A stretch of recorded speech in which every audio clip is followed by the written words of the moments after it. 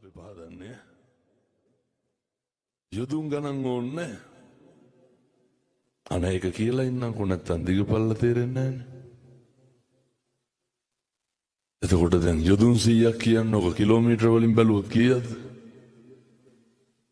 Kilometre 800. වෙනතර ලංකාව වගේ දෙකක් හරන්න වෙනවා. දිගපළල වලකට ඔය දාණ්ඩෝනලු අවුරුදු 100කට සැරයක් එක බෑටය මොළත් එක්ක කුරුවල් වෙන්නේ නැද්ද කිලෝමීටර 800ක් වලක් අවුරුදු 100කට සැරයක් අබදාලා පුරවන්න. ඒ හින්දා ඔය කිලෝමීටර 800 මරලා ගන්නකො පීරිසිකෝප්පයක්. පැහැදිලිද මං කියන්නේ? කිලෝමීටර 800ම අතෑරලා මම මේ කියන්නේ පින්නතුනි නිවන් දකින්න තියෙන පටන් ගන්න ඕන කියන එක මේ කියන්නේ. ඔය පීරිසිකෝප්පෙට අවුරුදු 100කට සැරයක් එක අබෑට ගාලේ දැම්මත් කවද්ද පුරවන්න පුළුවන්. පින්නතුනි පීරිසිකෝප්පේ නෙමෙයි අර දඩවල. ඕක පුරවපුවාමලු කල්පෙ පිරෙන්නේ. ඒ වගේ කල්ප කීයක්ද බෝධිසත්වයෝ පෙරම් පිරුවේ? කල්ප 1000. පින්නතුනේ අසංකේය වූ කල්ප ලක්ෂ 4. එම හිතාගත්ත හැකිද? හිතන්න යන්න එපා. පිසියල්ලනෝ. හිතාගන්න එපා. ඒ විදිහ අසංකේය වූ කල්ප ලක්ෂ 4ක් අපේ බෝධිසත්වයෝ පෙරම් පුරලා සංසාරේ දරුවෝ දන් දීලා සිස්මස්ලේ දන් දීලා මහරාජ්‍ය දන් දීලා පිරිද දන් දීලා පාරමිතා සම්පූර්ණ කළා. මොකද්ද බෝධිසත්වයෝ වෙන්නේ? ඔය අපිට තියෙන ප්‍රශ්නේ පින්නතුනේ පුදුම දුකක් නෙවෙදින්නේ. ඔය මට කියන්න බලන්න දැන් ඔයත් සනසිච්ච දවසක් තියෙනවා. ජීවිතේ මෙතෙක්කල් කරපු දේවල් වලින් හාමුදුරනේ දැන් නැති ප්‍රමාණවත් කියලා හිතිච්ච දවසක් තියෙනවා. ඔය හැල්මේ දුවනවා ඕකේ ඉවරයක් තියනවද? ඕකේ කවදාවත් ඉවරයක් නැහැ. මේ ප්‍රශ්නේ තමයි බෝධිසත්වයෝ මුලින්ම පටන් ගත්ත. මම කියනවා මේ අම්මලාට තාත්තලාට සත්පුරුෂ බණ ආපු පින්නතුන්ට අද මේ අලුත් ගමින් මේ පටන් ගන්න මේ ගමන මේ සියලු දෙනාටම රහත් වෙලා නිවන් දකින්න මේ පින් ලැබේවා සාදු කියලා ප්‍රාර්ථනා කරන්න. මේකේ අරමුණක් තියෙන්න ඕන පින්නතුනේ. ඉදං මේ පුඤ්ඤ කම්මං ආස වක්ඛ්‍යා වහං හෝතු සබ්බ දුක්ඛා පමුජ්ජතු. ඒ කරන හැම පින්කමක්ම මොකේටද හේතු වෙන්න ඕනේ? ඒක නිවන් දකින්න එපයි.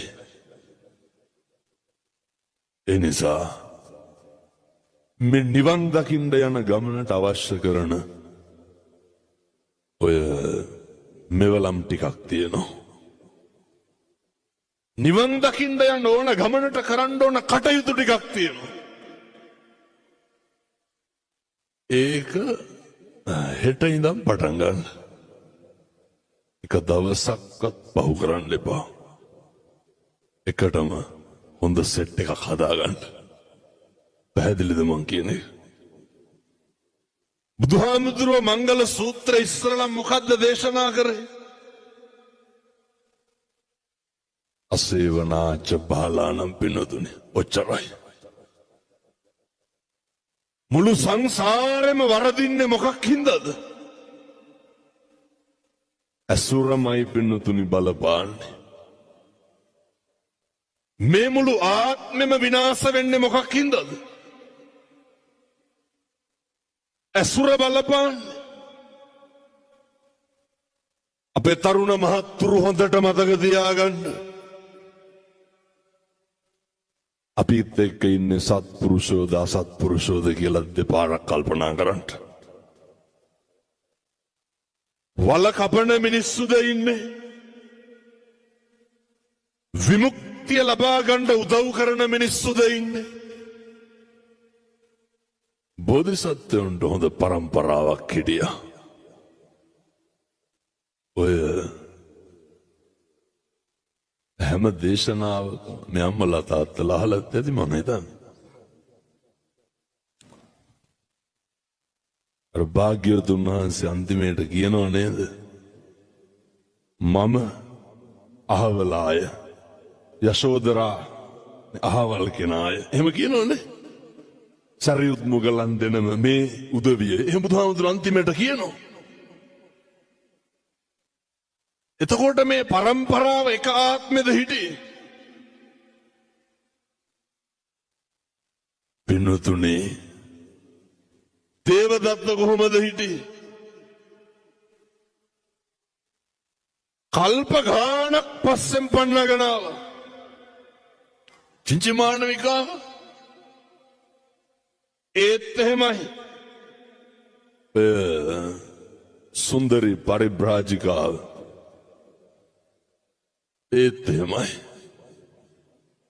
එනිසා හොඳට මතක තියාගන්න. නිවන් දකින්න යන ගමනට හරි වැදගත් පින්නතුනේ. ඇසුර ආශ්‍රය කියන එක නම් හරිම වැදගත්. ඉපදෙච්ච දවසේ ඉඳන් බලන්න භාග්‍යවතුන් වහන්සේ උගන්වනවානේ. ඉපදුනා කියලා දන්නවනේ අය ඕක ගැන කියන්න ඕනේ නැහැ. ජරාපි දුක්ඛා. මේ ජරාවට පත් වෙනවා කියන එකට ඕකට જાතියක් තියෙනවද? මොකද මුස්ලිම් මිනිස්සු ලෙඩ වෙන්නේ නැද්ද? කතෝලික පින්නතුන් ලෙඩ වෙන්නේ නැද්ද? සත්තු ලෙඩ වෙන්නේ නැද්ද? මොකද ලෙඩ වෙන්නේ නැත්තේ? මේක හැම කෙනාටම පොදුයි. තථාගතයන් වහන්සේගේ ධර්මයේ දර්ශනය නැසේ උගන්වන්නේ සබ්බේ සත්තා භවන්තු සුඛිතත්තා. සියලු සත්වයෝ සුවපත් වෙන්න ඕනේ, යහපත් වෙන්න ඕනේ. මේක කාටත් මුහුණ දෙන්න ඕන කාරණයක්. එපස්සනේ ව්‍යාධිය කාටද වෙන්නේ නැත්තේ? මේක අපි සේරටම වෙන දෙයක්. මැරෙනවා. මේක කෙලවර කරන්න එපා. වෙන මොකටද මේ ඔට්ටු වෙන්නේ? සංසාරේ කවදානම් තිරිසන් ආත්මවල උපදින එක ඉවර කරන්නද? ඔය කොච්චර බරපතලද කියනවා නම් මේ කාරණය. ඔය ඉතින් දැම්ම තේරෙන්නේ නැහැ හොඳේ. මේ ලෝකේ අපිට ඇති වෙලා තියෙන සෑම දෙයක්ම නැති කරන්න පුළුවන්. ජරාවට පුළුවන්. ඇති වෙලා තියෙන සෑම දෙයක්ම ව්‍යාධියට නැති කරන්න පුළුවන්. ජරාවටපත් වුණා කියන්න බලන්න මොනවාද නැති වෙන්නේ නැත්තේ කියලා. පින්නතුනේ අය කවදනම් ඇවිල්ලා මේ පොළොවේ පය ගහලා බනහන්නද? එක උදාහරණයක් කියන්න. ඔය මේ ජීවිතේ කොහොමත් පින්නතුනේ දහස් ගාණක් ලෙඩුන්ට පිරිත් කියලා දෙනවා. මම මේ දවස් 4ට විතරක් ලක්ෂ 2කට වැඩියෙන් පිරිසකට බණ කියලා දෙනවා. මේ දවස් 4ට විතර සාමාන්‍යයෙන් ගණන් හදලා බැලුවා. කොහොමත් දවසකට අඩුම 30000කට බණ කියනවනේ. මම මේ කියන්නේ මේ මාධ්‍යවල නෙමෙයි මේ සජීවී මේ කියන ඒවා. එලිමහන්නේ. අවුරුද්දට බණ 500ක් විතර කියනවා. එතකොට 30000ක් ඕනේ. 5000 නම් ඉතින් මම කොහොමත් කියනවා. 5000 දාමුකෝ 30000 25000ම කපලා 30000ටත් වැඩි 5000 500 කීයද? ඔක නිකන් ඉන්න ගම හදන්න එකපාර හදන්න ඩොට් වෙන්න එපා. 5000 500 සමාන කිරීම එන උත්තරේට මම බණ කියනවා. වෙනතුනේ මෙහෙම කටයුත්ත කරනකොට ඕන තරම් හම්බෙනවා. බුදුහාමුදුරුවෝ උගන්වපු දේශනාව ඇතුලේ නේද මේවා තියෙන්නේ කියලා. එක කිරියත්ත කෙනෙකුට පිරිත් කියන්න ගියා. ඒ කිරියත්ත කියනවා හාමුදුරුවනේ මං හිතනවා මෙතනින් අම්මලා තාත්තලා 4න් 3කටවත් දී වැඩියා ඇති කියලා. ඔය එකපාරම යටිපතුලේ තුවාලයක් ආවලු. දැන් මේ කාට වෙන දේද මං කියන්නේ? වෙනතුනේ මේ අපිට වෙන්න තියෙන දේ. ඕක සිංහලයට දෙමළට තම්බියට මරක්කයට කියලා වෙනස් වෙනවද? මේ බුදුහාමුදුරුවෝ ඉගන්නුවේ. අර මිනිස්සයා කියනවා කලන්තයක්ලු හැදුනේ. බලනකොට සීනි වැඩි වෙලා. පින්නතුනේ ඕක හැදුනා කියලා දැනගත්ත ගමන් අපි මනසින් වැටෙන්න පටන් ගන්නවා. ඕක හැදුනා කියලා දැනගත්ත ගමන් අපි මානසික ලෙඩෙක් වෙනවා. මං ඉතින් මේ ලොකු ලෙඩ ගත්තේ නෑ. ඔය හැම කෙනාටම තියෙන එකක් හොයාගත්තේ. මට අරුන්ද කියපු කතන්දරේ මේ. කියනවා හාමුදුරුවනේ ඉස්සර නම් තුවාලයක් වුණාට වැඩිය ගණන් ගන්න නෑලු. බුලත් ටිකක් හරි කමන්නේ හපලා තියලා බඳිනවලු. දියවැඩියා ක්ලිනික් එකේ ඉස්සරලම වෛද්‍යවරු මොකද්ද කියන්නේ? කියන්නද තුවාල නම් කරගන්න එපා කියලා. මේකට වයසක් තියෙනවද? මේකට ભેදයක් තියෙනවද? මිනිසුන්ට ඉතින් මේ ජීවිතේ යථාර්ථය තේරෙන්නේ නැවදිය. පස්සේ කියනවා ආමුදුරුවනේ හිතලමද දන්නේ නැහැ කොහෙද යටිපතුලේ ගල් තැලුම් ආවලු. ඉතින් මේවා පින්නතුනේ මේ හිතා කියා වෙන දේවල් නෙමෙයිනේ. අර දැක්කද පළමුදා කඩු ගන්නාවේ විනාඩි 10ක් විතර ගියා නම් මගේ වාහනේත් අහු වෙනවා. උතුම් කන්දේ බණ පරක් වුණා. ඔය කවුද කඩු ගන්නාවේ යනකොට රොටියක් කන්න නැතුව යන්නේ? මොන ආසාවෙන්ද පින්නතුනේ කඩු ගන්නාවෙන් නවත්තලා කඩේට යන්නේ? මරෙන්ඩ කියලා හිතාගෙන කවුරුවත් කඩවල් අසරින්ගනවද? පින්නතුනේ මහ වෙලාවක් ඉන්න බැරි වුණානේ. මොකද වුනේ? උඩ තිබ්බ ගලක් පෙරෙල්ලා මැරුණානේ 6 දෙනා. තුන් හිතකින්වත් හිතන දේවල්. ඕන දෙයක් ඕන වෙලාවක වෙන්න පුළුවන්. මේවා හරි අවිනිශ්චිත ජීවිත. අර මතකද ඉන්දියාවේ අලහබාද් ගුවන් තොටුපොළේ ඉඳන් ලන්ඩන් වලට ගියපු ෆ්ලයිට් එක? මමත් එක්ක දිල්ලි විශ්වවිද්‍යාලේ ඉගෙන ගත්ත මුස්ලිම් තරුණයෙක් කොල්ල මාව නැල්ලේ ඉගෙන ගන්න අලහබාද් යුනිවර්සිටි එකේ. මේ මගේ ජීවිතේ ආපු හරි ඛේදනීයම තත්ත්වය. මේකනේ බුදුහාමුදුරුවෝ උගන්වන්නේ අර අදාද එයිමරු පින් කරගන්නේ. උන්වහන්සේ දේශනා කරන්න එක වචනකින්වත් කිසි කෙනෙකුගේ හිතක්වත් රිද්දන්න එපා. ඇයි? ඊළඟ තප්පරේ මැරෙන්න පුළුවන්. ඊළඟ තප්පරේ නැති වෙන්න පුළුවන්. කොල්ලා කියනවා හාමුදුරුවනේ රෑ කෙලි වෙනකම් බඩු පැක්කිරුවලු. මොකේද? අර ශිෂ්‍යෝ යන්න මවුරටට යන්න.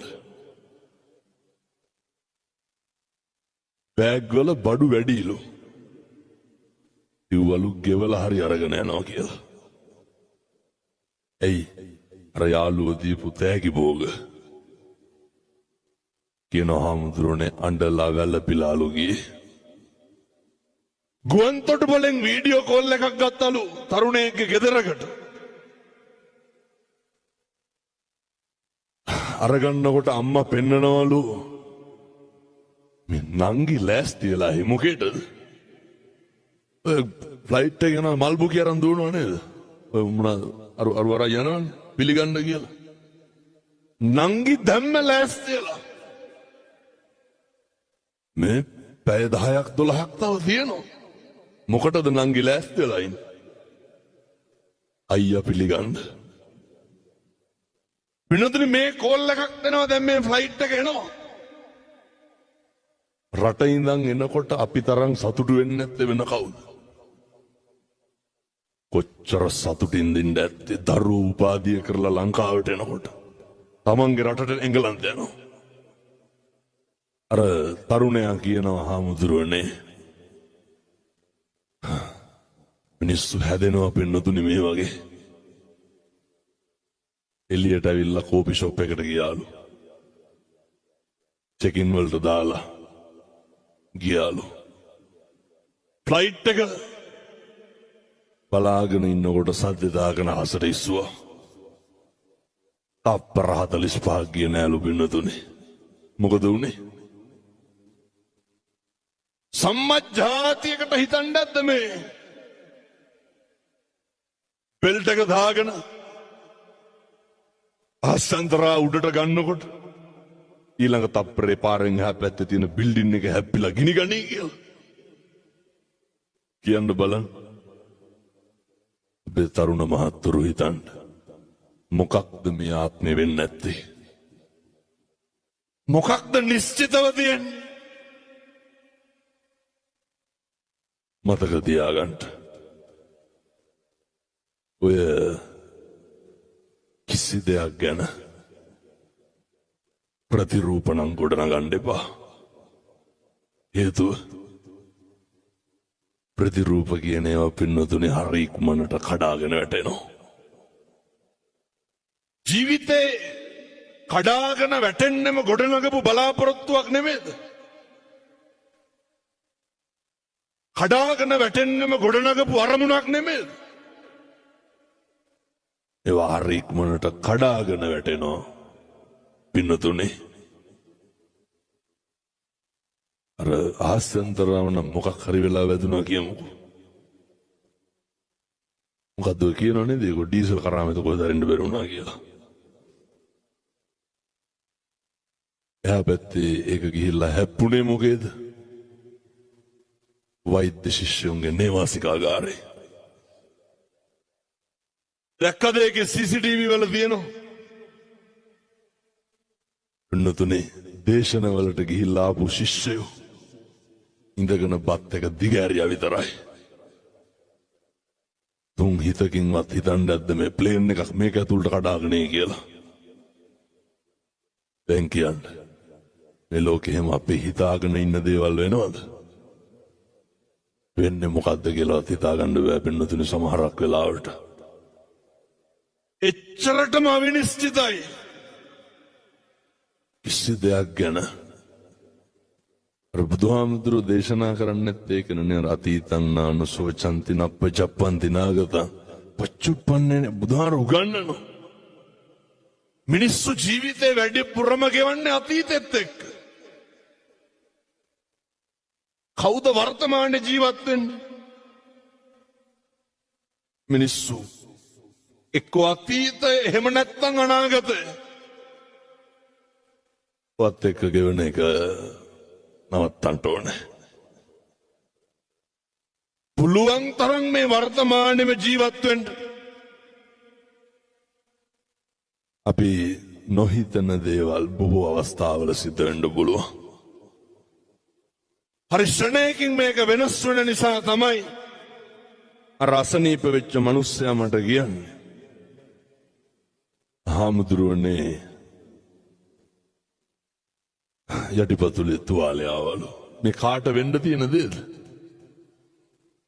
අපිට වෙන්න තියෙන දේ.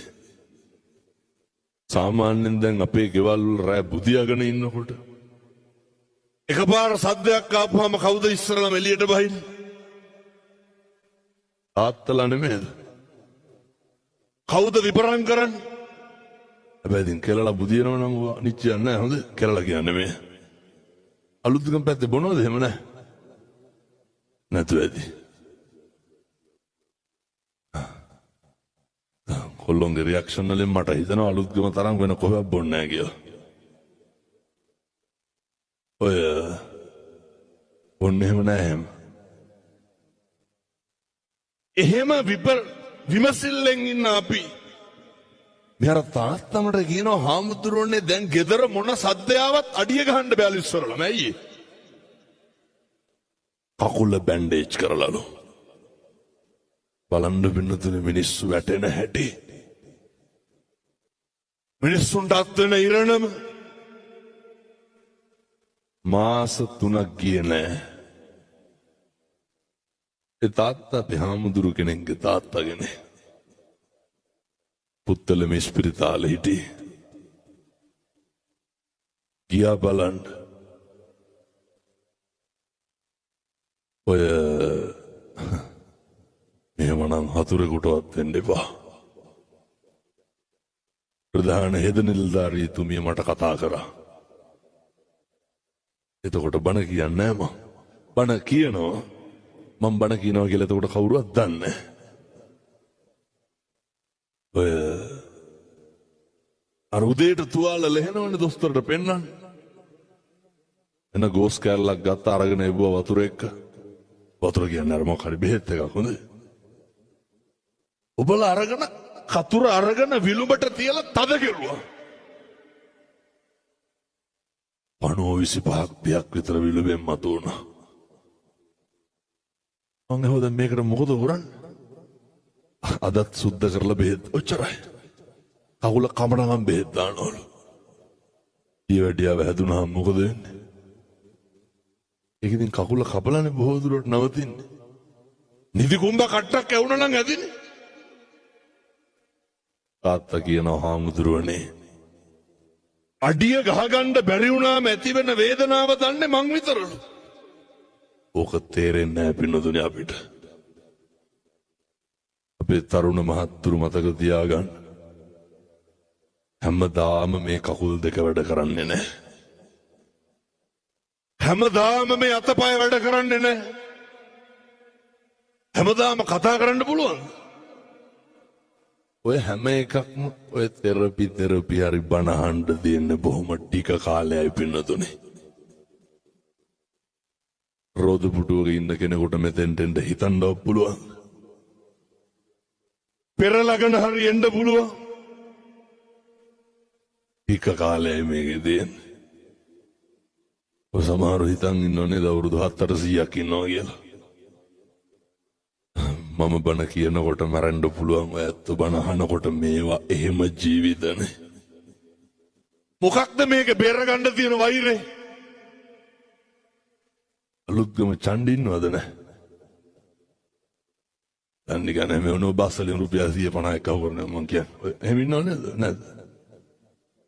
තවුනාද ඔය? මේ කුඩුවයිස් තියනවද නැතු වැඩි? නෑ බොහෝ ටවුන් වල තියෙනවා ඒකයි. ඕවා නේ පෙති කොල්ලොන්ගේ සාක්කුවල දැන් බලුවා පෙති කාඩ් එකක්වත් තියෙනවා.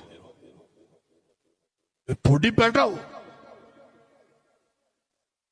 මේ ජීවිතවල මෙව කරන්න කාලයක් තියෙනවා. ඊළඟ තප්පරේ මැරෙන්න ඉන්න අපි. ඊළඟ තප්පරේ ව්‍යාධියට පත් වෙන්න ඉන්න අපි.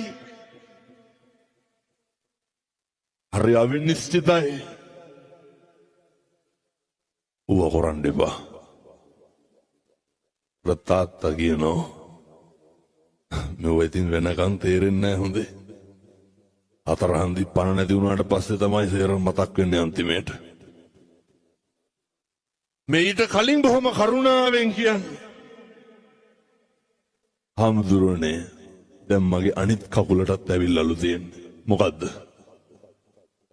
රයටිපතුල් පැසවන ලෙඩේ ඇවිල්ලා. කකුල් දෙකම කැපුවා බින්නතුනේ. මේක කාටද වෙන්නේ නැත්තේ? ඒක හැම කෙනෙකුටම වෙන්න පුළුවන්. මොනවාද ගහ බැනගෙන ඔට්ටු වෙන්න තියෙන්නේ? ඔය මියුසිකල් ෂෝ එකක් හෙට ලෑස්ති කරන්නකො. 25ක්වත් ගහ ගන්නවා. තියෙන ගොංකම වෙන මොකද්ද? කොල්ලෝ ඩිංග නැත්තම් හෙල්මට් පාරවල අතාරින්න වෙන්නේ. තියෙන මොඩකම. මේකේ මොකක් හරි තියෙනවද අපිට අනෙකත් එක්ක කොට්ටු වෙලා ඉතුරු කරගන්න දෙයක් තියෙනවද? ගෙවල් වල කටහැරියොත් කතා කරන්නේ මොනවද? අම්ම කුණුහරුපෙන්නේ කතා කරන්නේ. තාත්තලාගෙන් පොඩි ප්‍රශ්නයක් අහන්නද? අලුත්ගම බොන්න නැති හින්දා ටිකක් මේ අඩු වෙදි සමහරට අර බොන පැති වල ටිකක් වැඩි. මේ වෙනකොට කී ගමනක් තාත්තලා යන අහන්න දෙයක් නැහැ. ඇති හැටි කුණුහරුපෙන් බැලලා තඩි ගහනවනේ බිරිඳට. ඒක අහලා වැඩක් නැහැ. මං අහන්නම් මේ බණ අහන්න ආපු තරුණයන්ගේ. පින්නදේ මම මේක අහන්නේ අපේ මේ බණ අහන්න ආපු සත්පුරුෂ තරුණ මහත්තුරුන්ගෙන්. ඒක මට මොන જાතිය වුණත් කමන්නේ. ඇවිල්ලා ඉන්න කොල්ලොන්ට මම මේ කියන්නේ. පුතේ මේ වෙනකොට කී පාරක් විතර අම්මටයි තාත්තටයි තෝ කියලා කතා කරලා තියෙනවද? මම නිකන් බණ අහන ගමන් කල්පනා කරන්න බෑ. කී පාරක් අම්මට වේසි කියලා බැලලා තියෙනවද? ඔල්ල බයිනෝ. තාත්තට කියනවා තෝතෝගේ වැඩ බලන් හිටුලු. කියන්නේ නැද්ද? ඔය පොලිසිය මහත්තුරුන්ගෙන් අහන්නකො දරුවෝ කොච්චර එනවද? ඕක නවත්තන්න ඕනේ. හැමදාම අර දැක්කද දනිට්ටම්බේ? පින්නතින් මට මෙව මතක් වුණාම බණ නෙමෙයි කියෙන්නේ ඒකයි. කියන්නත් ඕනේ ඉතින් ඒ හින්දා. හොඳ විනාඩි 45ක් ඉවරයි. බණ කියන්න වෙලාව යනවා. ඔය නිට්ටම්බේ අර දැක්කද පවුලේ එකම පුතා? තාත්තා කියනවා මහත්තයා ඔළුවේ ගැටලු. ඇයි කියලා අහපුවම කියනවා කොල්ල ඇවිල්ලා ඔළුවෙන් අරගෙන බිම ඇන්නලු. මොකටද? උඩු ගහන්න සල්ලි ඉල්ලලා. අම්මගේ ෆෝන් එක ඉල්ලවලු විකුණන්න දෙන්න කියලා. අම්මා ඒක දුන්නේ නැහැ කියලා අම්මටත් ගැහුවා. අම්මටයි තාත්තටයි දෙන්නටම ගහලා ගෙදරින් එළියට දැම්මා. මම මේක කියන්නේ ඔය විකුණන මහත්තුරුන්ට. ඕක නවත්තන්න. එක පෙති කාඩ් එකක්වත් අලුත්ගම විකුණන්න එපා. ඔය වගේ අයිස් වකාරේ නේ. කවුද ඌව ගහන්නේ? දුප්පත් අම්මගේ තාත්තගේ දරුවෝ. අවුරුදු 16 17 18 පැටව්. අවුරුදු 25 30 තරුණයෝ. බඩු මුට්ටු කරගහන මිනිස්සයාගේ ඉඳන් පුරුදු වෙලා ඉන්නේ මොකේද? මුළු දවසම වැඩ කරලා ඇන්දාවට කන්නේවත් නැහැ. දවස මුට්ටු වෙලා බලන්නේ ඔය මොකෙක් හරි ගාවට ගිහලා මොනා හරි කරන්නේ. අපේ මේ අලුත්ගම තරුණයන්ට ලොකු වගකීමක් තියෙනවා. අලුත්ගම තාත්තලාට ලොකු අභියෝගයක් තියෙනවා. මේ තරුණ පරම්පරාව මේකෙන් මුදවා ගන්න ඕනේ.